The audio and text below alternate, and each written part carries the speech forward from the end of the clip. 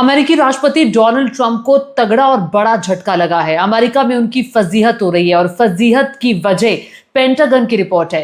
Pentagon की report कहती है कि अमेरिका अपने हमलों में नाकाम रहा है ईरान में। सिर्फ इतना ही नहीं, संभवतः डोनाल्ड ट्रंप अमेरिका के वो पहले राष्ट्रपति हैं जो गाली गलौज कर रहे हैं और अमेरिका के वो पहले राष्ट्रपति हैं जो झूठ बोलते हैं और दुनिया के सामने झूठ बोलते हैं। नमस्कार, मैं हूं आपके साथ ज्योति तनेजा भसीन। सबसे पहले आप सभी से अपील कि मेरे चैनल को सब्सक्राइब कर लीजिए।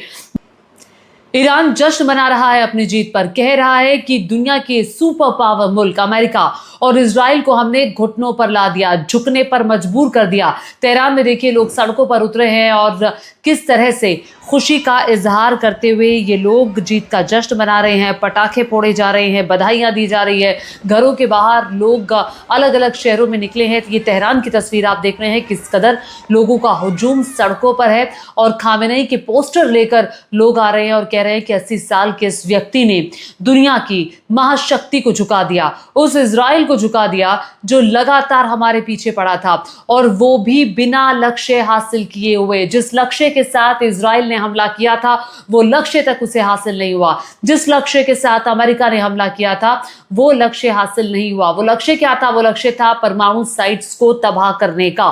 पेंटागन की रिपोर्ट सामने आई है। अब पहले मैं आपको बता दूं कि पेंटागन क्या है। पेंटागन अमेरिका के रक्षा विभाग का मुख्यालय है और पेंटागन की रिपोर्ट के मुताबिक CNN की तरफ से जो जानकारी दी गई है वो ये कि जो न्यूक्लियर साइट्स थी ईरान की वो तबाह नहीं हुई, अमेरिका अपने हमलों में नाकाम रहा। अब देख लीजिए पेंटागन की रिपोर्ट में साफ साफ क्या लिखा है। पेंटागन देखिए, आप सभी जानते हैं कि संडे को फोर्डो, इस्फहान और नंताज, ये जो परमाणु संयंत्र है, यहां पर अमेरिका ने हमला किया था, जिस पर पेंटागन कहता है कि उस लक्ष्य को हासिल नहीं किया गया जिसके लिए यह हमला किया गया था। जो बॉम्ब्स बरसाए गए थे जो जमीन के अंदर तक तबाही मचा देते हैं, उसने सिर्फ जो डिस्ट्रक्शन किया वो ऊपरी लेवल पर किया। जो परमाणु संयंत्र है ईरान का वो सुरक्षित है। अब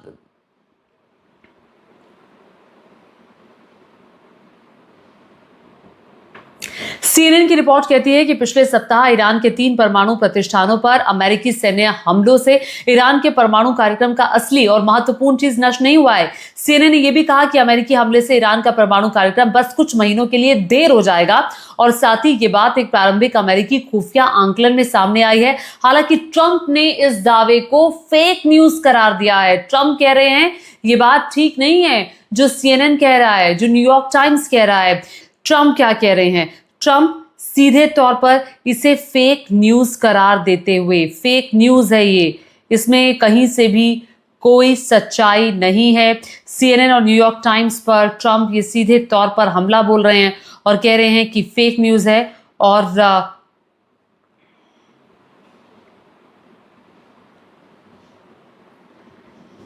और ट्रंप ने अपने सोशल मीडिया प्लेटफॉर्म ट्रूथ पर देखिए क्या कहा है। ट्रंप इसे फेक न्यूज करार दे रहे हैं। Fake news. CNN together with the failing New York Times have teamed up in an attempt to demean one of the most successful military strikes in history, the nuclear sites in Iran। वो कह रहे हैं कि history की जो important nuclear strike थी वो बड़ी सक्सेसफुल रही है।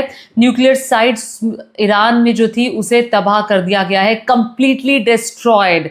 Both the times and CNN are getting slammed by the public। अब सीधे तौर पर डोनाल्ड ट्रंप कह रहे हैं ये तो ठीक नहीं है, लेकिन पेंटागन क्या है ये आपको पता होना चाहिए। पेंटागन अमेरिका के रक्षा विभाग का मुख्यालय है जिसने ये रिपोर्ट तैयार की है, और पेंटागन की ही रिपोर्ट को अमेरिकी राष्ट्रपति गलत करार दे रहे हैं। ये बहुत अचंभित करने वाला है, बहुत ज्यादा अचंभित करने वाला है। और मैं आपको ये बता दूं कि इस पर ईरान की तरफ से सीधी प्रतिक्रिया। ईरान ने कहा कि हमारा जो परमाणु कार्यक्रम है वो चलेगा। खामेनेई ने साफ शब्दों में कहा कि हम फिर से उसी ट्रैक पर जाएंगे जिस ट्रैक पर हम चल रहे थे। हमने झुका दिया कैसे इजराइल को, यह भी स्पष्ट तौर पर बताया गया है। तो संडे को 3 बस्टर बॉम्ब GBU-57 MOP गिराए थे अमेरिका ने, और उस डिस्ट्रक्शन की बात जो डोनाल्ड ट्रंप कर रहे थे उस तरह की डिस्ट्रक्शन नहीं हुई है। ये पेंटागन की रिपोर्ट में है। और अब अमेरिकी राष्ट्रपति कुछ भी कहते रहे, पेंटागन की रिपोर्ट सबके सामने है। अब एक और तस्वीर मैं आपको दिखाना चाहती हूँ, ये ईरान में जश्न की तस्वीरें हैं। ईरान में देखिए कैसे जश्न का माहौल है, लोग सड़कों पर हैं, लोग बधाइयां दे रहे हैं एक दूसरे को, और घरों से बाहर निकलकर लोग कह रहे हैं कि हमने तो झुका दिया, अमेरिका को झुका दिया, हमने घुटनों पर इजराइल को लाने पर मजबूर कर दिया। बड़ा सवाल यह है कि इजराइल में ऐसा क्या हुआ कि इजराइल ने गुहार लगाई, इजराइल ने मैसेज भेजा ईरान को कि हम सीज़फायर यानी कि युद्ध विराम करना चाहते हैं। उसके पीछे की बड़ी वजह है इजराइल ने जो गुहार लगाई युद्ध विराम की, वो क्यों लगाई, उसके पीछे की वजह क्या है? वजह साफ है कि इजराइल का बड़ा नुकसान, आम लोगों को नुकसान पहुंच रहा था। रिपोर्ट कहती है कि ईरान ने इस युद्ध के दौरान 550 से ज्यादा बैलिस्टिक मिसाइलें दागी। इसमें से सिर्फ 31 मिसाइलें आबादी वाले इलाकों में गिरी, जबकि लगभग 1000 ड्रोन में से सिर्फ एक ही ड्रोन ने इजराइल के शहरों में एक घर को निशाना बना दिया। इसके अलावा मिसाइल और इंटरसेप्टर से निकले शार्पनेल ने कई जगह पर नुकसान किया है। तो अगर देखेंगे तो तेल अवीव, रमात गन, होलन और बरयाम में बर्बादी हुई है। ये वो शहर हैं जब हमास हमला कर रहा था, जब हिजबुल्ला हमला कर रहा था, जब जगह जगह से इजराइल पर हमले हो रहे थे, उन हमलों में इन शहर को सुरक्षित माना जाता था। लेकिन ईरान के हमले में वो शहर भी लपेटे में आए जिन्हें अब तक का सेफ सिटी इजराइल करार दे रहा था रहने के लिहाज से। लेकिन उन सेफ सिटीज में डिस्ट्रक्शन हुआ है। लोग अब इजरायली सरकार से मांग कर रहे हैं कि उनको मुआवजा मिले। कितने लोगों ने इसके लिए अप्लाई किया, ये भी जान लीजिए। इजराइल की टैक्स अथॉरिटी के मुआवजे विभाग ने जानकारी दी कि ईरानी मिसाइल और ड्रोन हमलों से संपत्ति को जितना नुकसान हुआ है वो 7 अक्टूबर 2023 से अब तक हमास, हिजबुल्ला, हुथियों के हमलों से के कुल नुकसान से डबल है।